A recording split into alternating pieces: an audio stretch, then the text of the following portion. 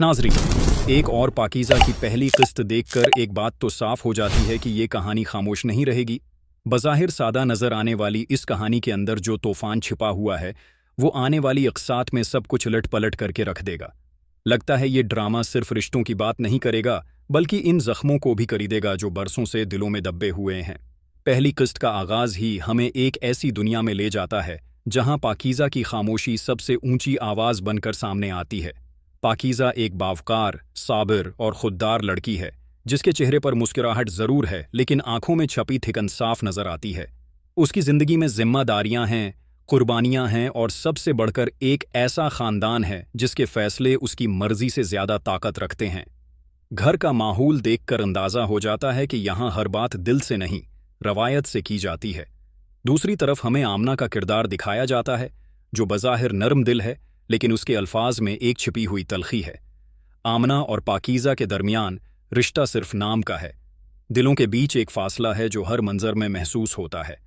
आमना की बातों से साफ लगता है कि वो पाकीज़ा की खामोशी को उसकी कमज़ोरी समझ बैठी है। यही वो जगह है जहां कहानी आहिस्ता आहिस्ता तनाव की तरफ बढ़ती है। फिर एंट्री होती है हमज़ा की, जो इस ड्रामे में एक ऐसा किरदार है जो खुद भी कन्फ्यूजन का शिकार है। हमज़ा की आंखों में सवाल हैं और उसके फैसलों में तज़ब्ज़ब।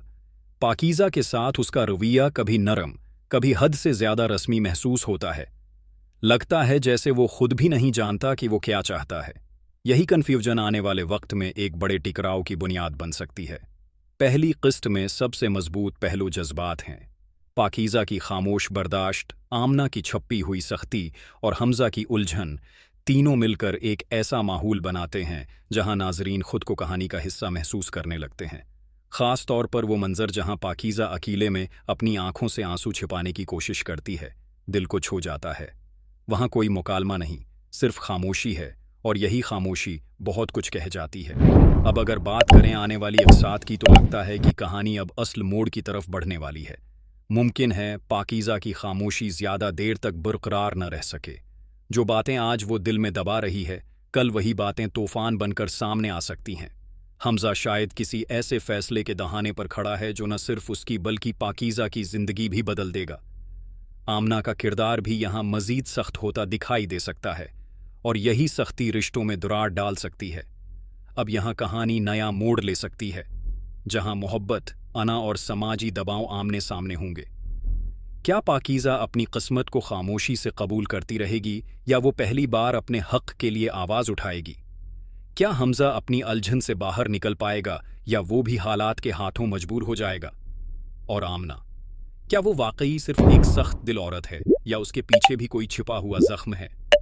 ये ड्रामा आहिस्ता आहिस्ता अपनी गिरफ्त मजबूत कर रहा है, और पहली किस्त ने यह वादा ज़रूर किया है कि आगे चलकर जज्बात, सस्पेंस और रिश्तों की आजमाइश हमें चौंकाएगी।